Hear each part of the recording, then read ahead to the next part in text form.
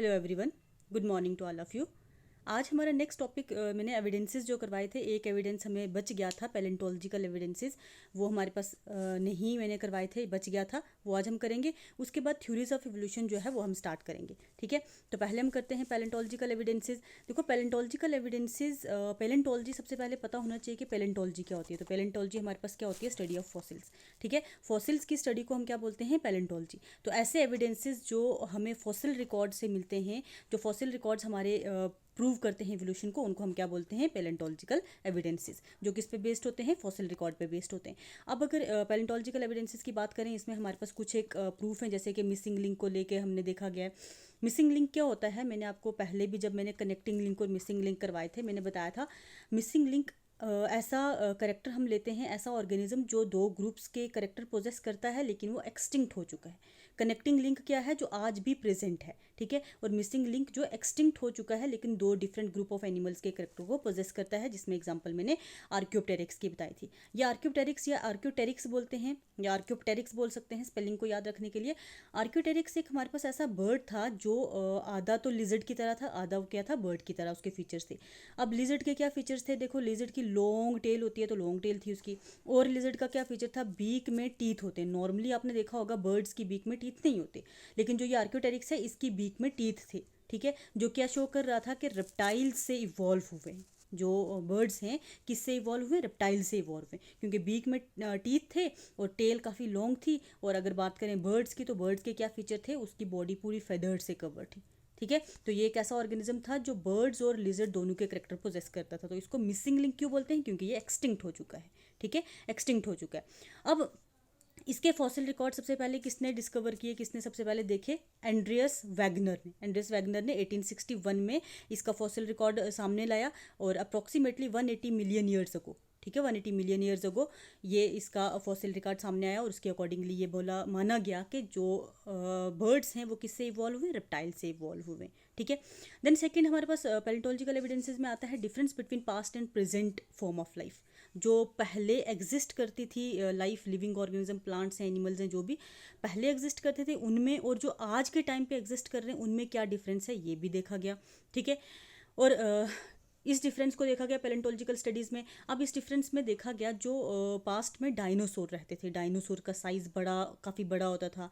उनका हैबिटेट को स्टडी किया गया, किस तरह के एनवायरनमेंट में वो रहते थे, और उनको कंपेयर किया गया आज के टाइम के रेप्टाइल के साथ। आज के टाइम के रेप्टाइल क्या हैं? जैसे कि हमारे पास क्रोकोडाइल है, जैसे हमारे पास स्नेक्स हैं, लिजर्ड हैं, इन सारों की स्टडी की गई और कंपेयर किया गया, और इसे लगा कि पास्ट से ही प्रेजेंट जो है इवॉल्व होता है। ठीक है, देन उसके बाद नेक्स्ट है हमारे पास एक और पैलेंटोलॉजिकल एविडेंसेस में distribution of fossils in different straight of rocks. देखो, रॉक्स जो वेदरिंग एंड टेदरिंग होती है, मतलब रॉक्स की ब्रेकडाउन होती है। ठीक है, कुछ एक पहले रॉक्स बनती हैं, कुछ एक बाद में रॉक्स बनती हैं। अर्लीस्ट या ओल्डेस्ट रॉक बोलते हैं, देन उसके बाद रिसेंट रॉक्स बोलते हैं। अब जब फॉसिल रिकॉर्ड्स निकाला जाता है, फॉसिल कहीं से मिलते हैं, तो वो रॉक भी पता होती है कि अर्लीस्ट है या रिसेंट वाली रॉक है। ये फॉर्मेशन के बेसिस पे पता होती है कौन सी रॉक है। पहले टाइम पे जो अर्लीस्ट या ओल्डेस्ट रॉक से जो फॉसिल्स मिले वो सिंपल इनवर्टिब्रेट्स के मिले। ठीक है, सिंपल ऑर्गेनिजम्स के मिले। उसके बाद जो रिसेंट रॉक्स में से ऑर्गेनिज्म मिले, कम्प्लेक्स ऑर्गेनिजम्स मिले। ठीक है, जो रिसेंट मिले, रिसेंट्स में से कम्प्लेक्स मिले, और जो पहले ओल्डेस्ट रॉक्स में से ऑर्गेनिजम्स के फॉसिल्स मिले वो सिंपल थे। इससे क्या चीज़ इंडिकेट हुई कि सिंपल से कम्प्लेक्स ऑर्गेनिज्म ओरिजिनेट हुए। पहले जो थे सिंपल एग्जिस्ट करते थे, सिंपल से आहिस्ता आहिस्ता कम्प्लेक्सिटी जो है बढ़ती गई। ठीक है, यहाँ तक है हमारे एविडेंसेस हमारे कंप्लीट हो चुके हैं। उसके बाद अब नेक्स्ट जो है थ्योरीज ऑफ एवोल्यूशन। ठीक है, इवोल्यूशन को लेके बहुत सारी थ्योरीज जो हैं वो प्रपोज की गई, बहुत सारी थ्योरीज को एक्सप्लेन किया गया, जिसमें तीन मेन बहुत इंपॉर्टेंट हैं: लेमार्किज्म, डार्विनिज्म और नियो डार्विनिज्म। ठीक है, ये तीन थ्योरीज हैं। अगर हम बात करें सबसे पहले लेमार्किज्म की, ये एक्सटिंक्ट नहीं बोलेंगे, इसको डिस्कार्ड कर दिया गया। इसमें कुछ एक ऐसे पोस्टुलेट्स थे जो एक्सेप्टेड नहीं हैं, जिसको काफ़ी क्रिटिसिज्म मिला, जिसकी वजह से ये थ्योरी डिस्कार्ड हो गई है। लेकिन नीट पॉइंट ऑफ व्यू से आपको याद रखनी है, ये क्वेश्चन मैंने देखा है, इनहेरिटेंस ऑफ एक्वायर्ड कैरेक्टर किस थ्योरी को बोलते हैं, इस तरह से ये क्वेश्चन आ जाता है। तो लेमार्किज्म को बोलते हैं inheritance of acquired character, Darwinism को बोलते हैं थ्योरी ऑफ नेचुरल सिलेक्शन। ये आपको हर हाल में याद रखना है। इनहेरिटेंस ऑफ एक्वायर्ड कैरेक्टर कौन सा है? थ्योरी ऑफ नेचुरल सिलेक्शन कौन सा है? और नियो डार्विनिज्म को बोलते हैं मॉडर्न और सिंथेटिक कंसेप्ट ऑफ एवोल्यूशन। ठीक है, 3 चीज़ें आपने याद रखनी है। लेमार्किज्म को क्या बोलते हैं? Inheritance of acquired character.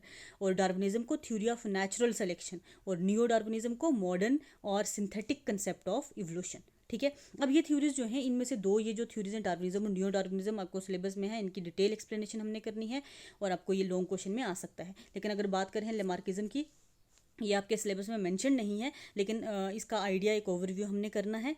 ठीक है, इसका ओवरव्यू हम करेंगे, इन दोनों को हम डिटेल डिस्कस करेंगे। पहले हम बात करते हैं इनहेरिटेंस ऑफ एक्वायर्ड कैरेक्टर, मतलब लेमार्किज्म की बात करते हैं। ठीक है, अब जो लेमार्क था, इसने देखो inheritance of acquired character. Acquired क्या होता है? किसी चीज़ को एक्वायर करना, नेचुरली प्रेजेंट नहीं होना, बल्कि इन्वायरमेंट से एक्वायर करना। लेमार्क के ने जो थ्योरी दी, किस बेसिस पे दी? कि कोई भी लिविंग ऑर्गेनिज्म जिस इन्वायरमेंट में रहता है, कैरेक्टर्स को अडॉप्ट करता है और उन कैरेक्टर्स को हेरिडिटी में के थ्रू ट्रांसफर करता है। Parents to offspring, generation to generation जो है कैरेक्टर्स ट्रांसफर होते रहते हैं। ठीक है, इनहेरिटेंस ऑफ एक्वायर्ड कैरेक्टर में ये बोला गया।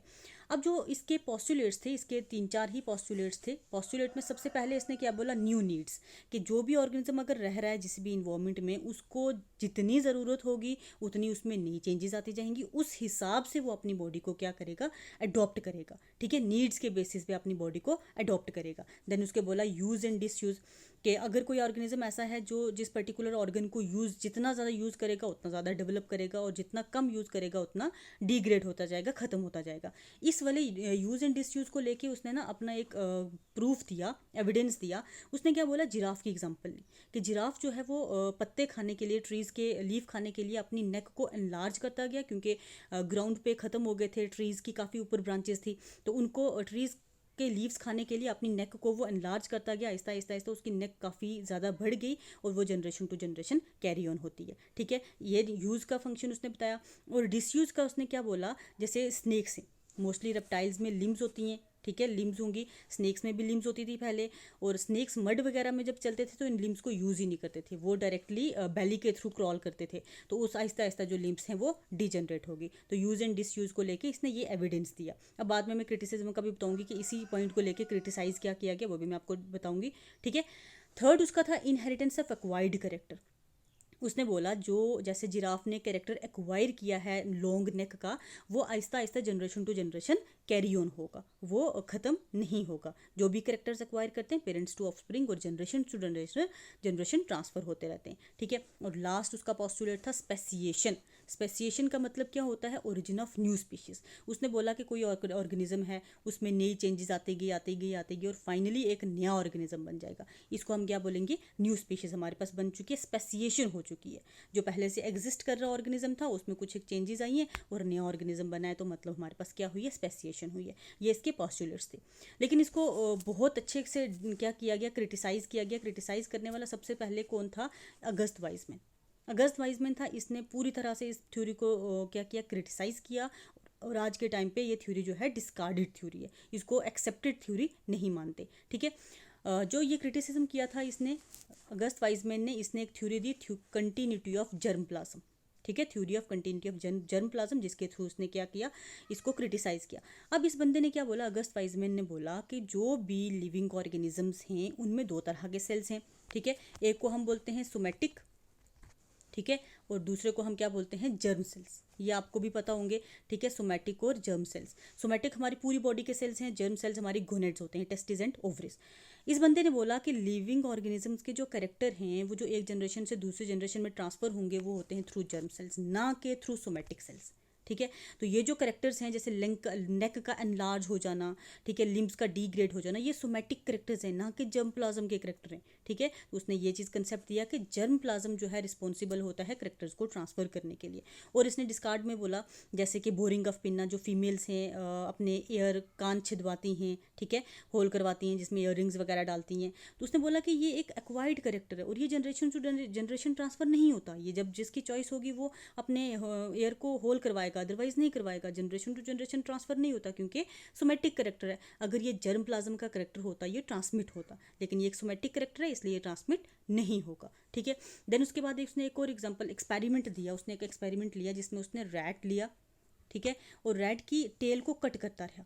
ठीक है। काफ़ी जनरेशन्स तक, अप्रॉक्सीमेटली 50-60 जनरेशन तक उसने टेल कट करता रहा, लेकिन जो न्यू बॉर्न रैट होते थे उनकी tail as it is present होती थी। ठीक है, टेल में कोई डिफॉर्मिटीज़ नहीं होती थी, tail as it is present होती थी। और उसने फिर ये प्रूव किया कि सोमेटिक करेक्टर्स जो हैं वो ट्रांसमिट नहीं होते, सिर्फ और सिर्फ जर्म प्लाज्म के करेक्टर जो हैं ट्रांसमिट होते हैं। ठीक है, और इसके बेसिस पे फिर इस थ्योरी को टोटली क्या किया गया, डिस्कार्ड किया गया। लेकिन आपको एग्जाम में नीट पॉइंट ऑफ व्यू से आ सकता है कि use and disuse of organ किस थ्योरी का पोस्टुलेट है। ठीक है, देन उसके बाद इनहेरिटेंस, यूज़ एंड डिसयूज़ का तो खैर नॉर्मल सा है, सबको पता ही होगा।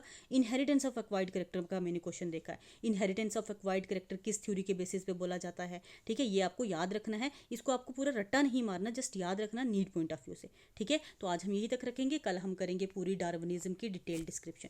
ठीक है, थैंक यू सो मच, आज का टॉपिक यहीं तक है।